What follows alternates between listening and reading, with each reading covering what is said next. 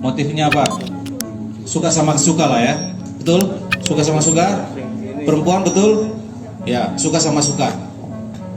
Ya. Ciedaralun, tim Elang Hebat Semarang atau Tebas menciduk 2 pegawai non-PNS Pemprov Jawa Tengah saat sedang bersetubuh di dalam mobil jas putih di kawasan Pantai Marina Semarang pada Senin 12 September 2022 sore. Pasangan mesum itu diketahui berinisial GC berusia 32 tahun dan AR berusia 26 tahun. Saat dicek terdapat sepasang laki-laki dan perempuan dalam kondisi setengah telanjang sedang berbuat asusila. Menurutnya, selain melakukan mobil goyang, kedua pasangan tersebut juga mendokumentasikan adegan panas. Hal tersebut juga dilakukan 2 pasangan mesum di lokasi. Irwan menerangkan satu di antara pasangan mesum yakni AR telah menikah, bahkan AR telah memiliki anak dari pasangan resminya. Sementara itu, tersangka GC mengaku telah 2 bulan menjalin hubungan dengan AR. Dirinya merupakan teman satu kantor dengan AR.